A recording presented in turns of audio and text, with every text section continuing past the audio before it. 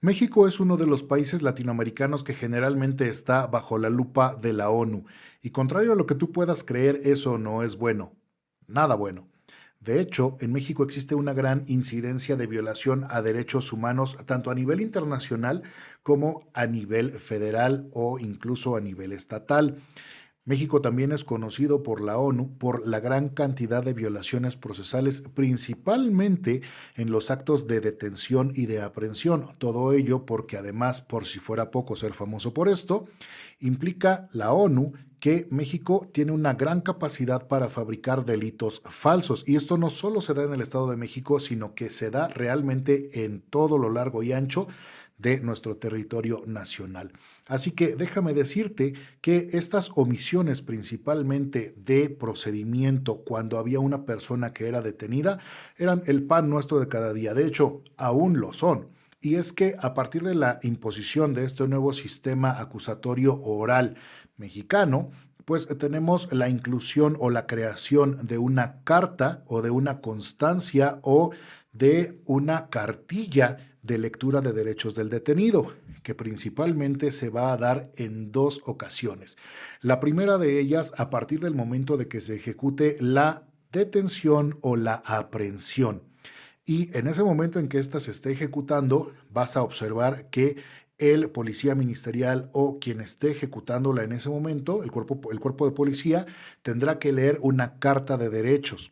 El segundo momento en el cual tiene que dársele lectura y además debería de quedar firmada es cuando uno se encuentra en el Ministerio Público como imputado, y esta acta de lectura de derechos es propiamente con relación al artículo 20 constitucional, apartado B de la Constitución, y además en relación al artículo 113 del Código Nacional de Procedimientos Penales. Ahora, déjame decirte cuáles son algunos de los derechos que protegen justamente a todas las personas que han sido imputadas por algún delito. Número uno, conocer el motivo de la detención o la aprehensión. Recuerda que la detención puede ser a petición de parte o puede ser en flagrancia.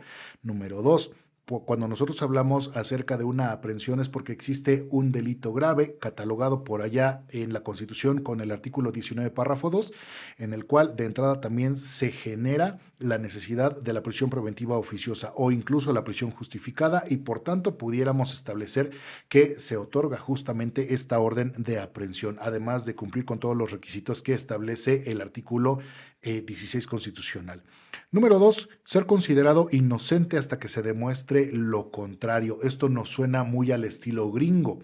Y es que déjame decirte que en Estados Unidos, desde la década de los 60, a esto que nosotros conocemos como la carta o cartilla o constancia de lectura de derechos de las personas imputadas, en Estados Unidos es el famoso caso de los derechos de Miranda. Te decía, estos derechos, que seguramente los has escuchado muchas veces en las películas estadounidenses, se dan a partir de la década de 1960. Por tanto, el hecho de ser considerado inocente tiene en México el nombre de el principio de inocencia, y esto es que todas las personas que han sido imputadas por algún delito deben de tener el trato de una persona que tiene justamente este principio que está velando por él.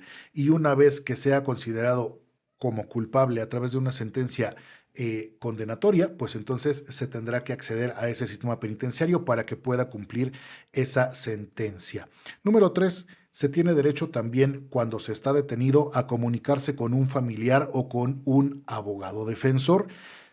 Aquí generalmente las personas se confunden y dicen es que solamente tengo derecho a una llamada. No, no es así. De hecho, el propio Ministerio Público tiene la obligación de prestar todas las facilidades necesarias hasta el momento en que te puedas comunicar, ya sea con una persona, en este caso un familiar o tu abogado defensor, y en caso de que no pudieras tener un abogado defensor particular, tendría que ver la proposición y además la toma del asunto por un abogado de oficio.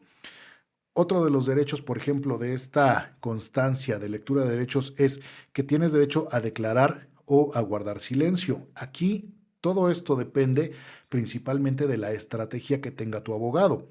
Y es que en algunos asuntos sí es propio y es lo mejor tener una declaración, o pues bueno, esto ya tendría que verse directamente a través de la estrategia. 5. Hay un derecho a estar asistido a través de este defensor con el cual tú tienes el derecho de entrevistarte en privado.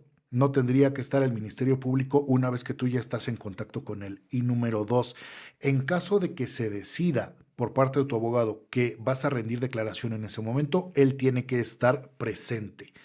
Bien importante, el siguiente, tenemos la posibilidad y la obligación, a través de estos derechos, de que se nos ponga a disposición inmediata de la autoridad competente. Por ejemplo, si estamos en una detención, tendría que ser la puesta a disposición al Ministerio Público. Pensemos que hay flagrancia o pensemos que hay, por ejemplo, una petición de la persona que ha sido agredida o en este caso de la víctima para que pueda generarse ese acto de detención. Y en el caso de que tengamos, por ejemplo, una aprehensión, la puesta a disposición tendría que ser ante el juez de control. Así que ese es otro de los derechos. Uno más es el acceso a un traductor o a un intérprete cuando la persona que está siendo imputada no hable español. Y entonces también pudiera darse el caso de que la persona imputada o la persona detenida sea un extranjero. En ese caso, lo que aplica es que inmediatamente el Ministerio Público tendría que dar el aviso a la embajada donde pertenece esta persona y finalmente se tendría que dar el apoyo consular a través de ellos. Finalmente, y no está por demás decirlo, porque además es el pan nuestro de cada día en los ministerios públicos, el hecho de que todas las personas imputadas tienen el derecho a no ser torturados, ni psicológica ni físicamente. Así que cuando hablamos acerca de las cartillas o constancias de la lectura de derechos del imputado, esto tiene que firmarse y además también te lo tienen que hacer saber desde el momento en que estás siendo objeto de esa detención o esa aprehensión. Si necesitas asesoría jurídica, déjame un mensaje o entra a mis redes sociales para comunicarte. Yo soy Cristian Canales, esto es Barra Legal Podcast y nos escuchamos la próxima.